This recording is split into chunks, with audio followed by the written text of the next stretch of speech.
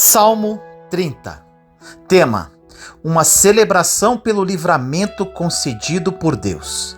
A segurança terrena é incerta, mas Deus é sempre fiel. Autor: Davi. Eu te exaltarei, Senhor, pois tu me reergueste e não deixaste que os meus inimigos se divertissem à minha custa. Senhor meu Deus, a ti clamei por socorro e tu me curaste. Tiraste-me da sepultura, prestes a descer a cova, devolveste-me a vida. Cantem louvores ao Senhor vocês, os seus fiéis. Louvem o teu santo nome, pois a sua ira só dura um instante, mas o seu favor dura a vida toda. O choro pode persistir uma noite, mas de manhã irrompe a alegria. Quando me senti seguro, disse: jamais serei abalado. Senhor, com o teu favor, deste-me firmeza e estabilidade. Mas quando escondeste a tua face, fiquei aterrorizado. A ti, Senhor, clamei. Ao Senhor pedi misericórdia.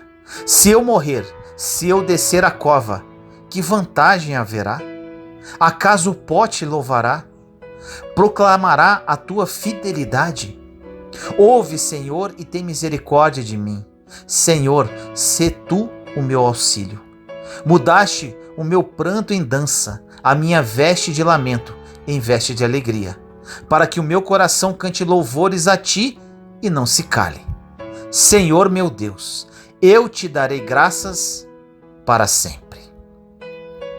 O Salmo 30 é repleto de ação de graça, pelo grande livramento recebido pelo salmista. Ele enfrentou uma enfermidade que o deixou à beira da morte. Somente Deus podia livrá-lo. É um salmo inspirador. Há muitas e preciosas lições nele. Muitos estudiosos atribuem sua autoria ao rei Davi. Primeiro, o salmista exalta a Deus. No versículo 1 diz assim: eu te exaltarei, Senhor, pois tu me reergueste e não deixaste que os meus inimigos se divertissem à minha custa. No primeiro momento, o salmista exalta a Deus por um motivo bastante específico.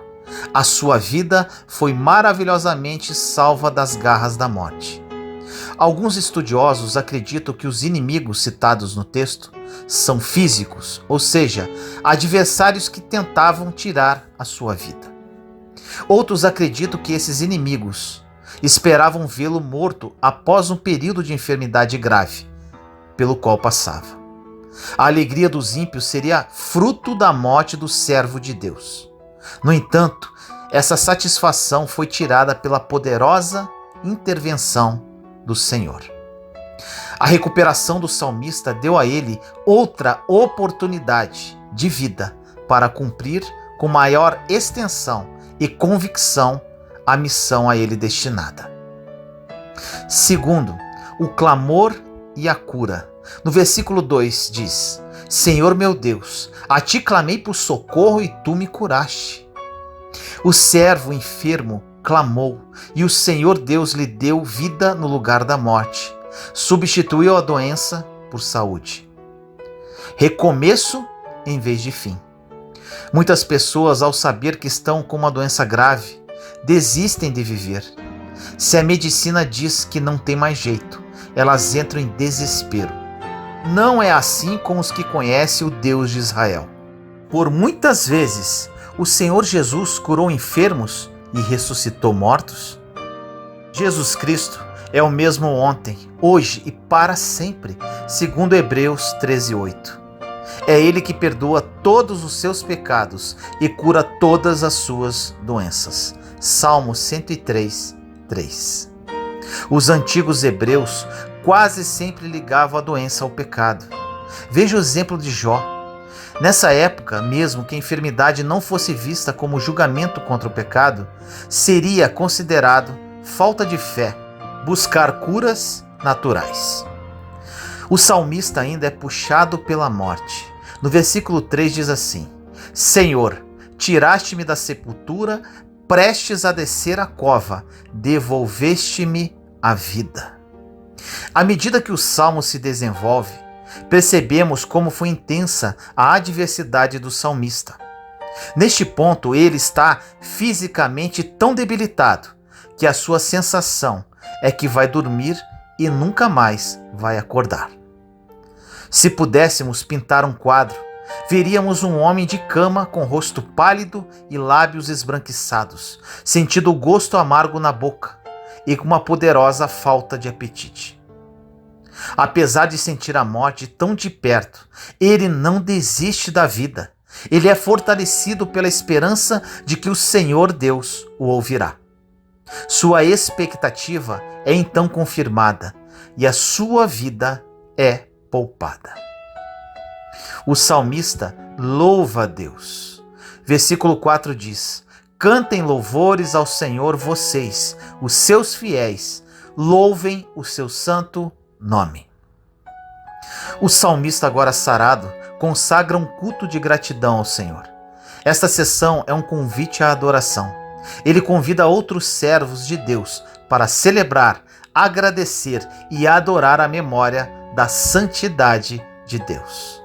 Isto é, a lembrança de sua fidelidade desde os dias do patriarca Abraão até hoje.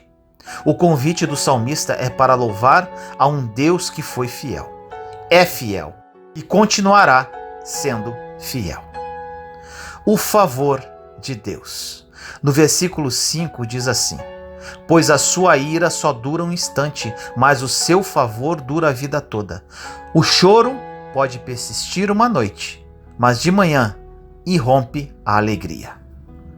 Para a pessoa temente a Deus, todas as formas de dificuldades, incluindo a enfermidade, são apenas questões temporárias. Apesar de o sofrimento do salmista ser intenso, profundo a ponto de levá-lo à beira da morte, durou pouco tempo, quando comparado com a quantidade de alegria resgatada. O Salmo 30 mostra que a ira, o julgamento de Deus são instrumentos de seu amor, visando o melhor para o ser humano, não a sua destruição. Vemos isso na missão de Cristo, onde o próprio Jesus salva a nossa alma e nos livra da condenação. Ele não foi enviado para condenar o mundo. Todos os juízos de Deus são atos de amor, mesmo quando nossa incompreensão os torna absurdos. Portanto, não importa o quão difícil seja a situação, ela é passageira, momentânea. Se você crê, Deus encherá seu peito de alegria e a lembrança da dor será esquecida. Lições de vida. No versículo 6 diz: quando me senti seguro, disse, jamais serei abalado. O Salmo 30 nos ensina uma grande lição. A vida é feita de fases. Nós jamais podemos desprezar a presença de Deus, conforme Eclesiastes 3. O estado de bonança fez o salmista pensar que nunca sofreria um mal permanente. A adversidade foi como um mestre dando sábios conselhos. Há lições que só aprendemos quando as enfrentamos. Não importa qual estável, organizada e segura seja a sua vida. Jamais confie em elementos humanos, terrenos, para a sua segurança.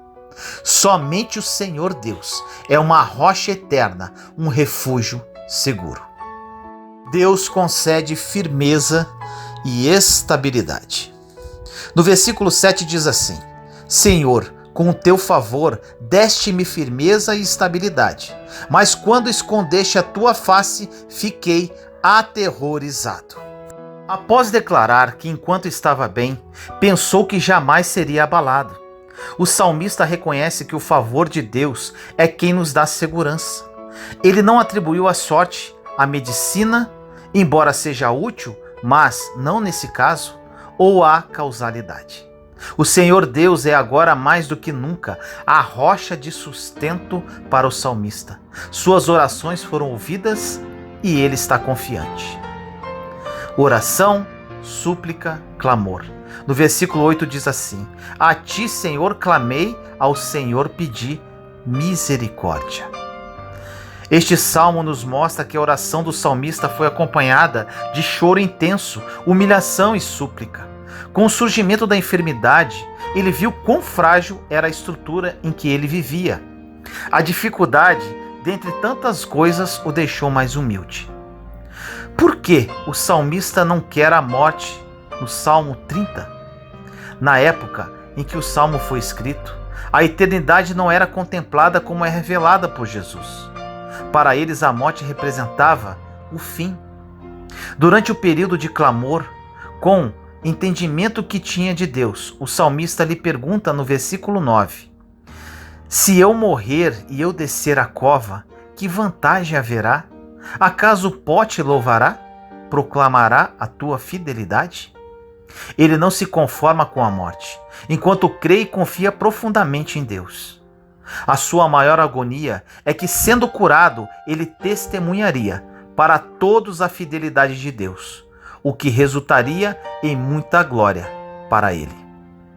O salmista tinha em mente que seu corpo virando pó, Deus deixaria de ser louvado por ele. Isso é formidável. Ainda, o salmista pede para ser ouvido. No versículo 10 diz assim: Ouve, Senhor, e tem misericórdia de mim. Senhor, sê tu o meu auxílio. O Senhor Deus ouviu do salmista um clamor cheio de humildade e dependência. Agora o salmista tem claro em sua consciência que somente a compaixão de Deus podia livrá-lo do mal. Por isso, ele exalta a misericórdia do Senhor. Ele sabe que Deus é bom. Outro ponto: dança, alegria e louvor.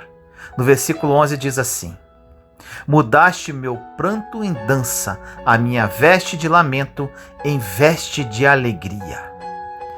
O escritor deste salmo começa e termina com ações de graças. O estado de espírito dele está agora completamente transformado. O choro se transformou em danças de alegria. As vestes de lamentação, comumente usadas em momentos de clamor e súplica, foram mudadas por vestes alegres, de louvor e de gratidão. As súplicas intensas do Antigo Testamento eram acompanhadas por lamentações. Essas lamentações foram substituídas pelos graciosos movimentos da dança, louvor e alegria. A promessa do salmista. O relato do Salmo 30 nos mostra que o escritor estava doente e ia morrer. Seu problema era sério e não havia solução terrena para ele. Então ele orou, fez um voto e uma promessa ao Senhor. Obteve o que queria, foi salvo da morte precoce. Agora ele se propõe a louvar continuamente ao seu Deus, conforme diz no versículo 12. Para que meu coração cante louvores a ti e não se cale. Senhor meu Deus, eu te darei graças para sempre. Não há timidez que o impeça, não há cansaço que lhe faça parar. Como prometeu, ele vai louvar ao Senhor para sempre. Concluindo o Salmo 30. Não se deixe abater por más notícias, ou seja, por inimigos, por piores que sejam. Desenvolva um relacionamento sincero com o Senhor e apresente a Ele suas necessidades. Este salmo é uma prova de que o Senhor Deus ouve o clamor de seus servos. Além do mais, o Senhor Jesus é poderoso para nos salvar de toda e qualquer situação. Deus te abençoe.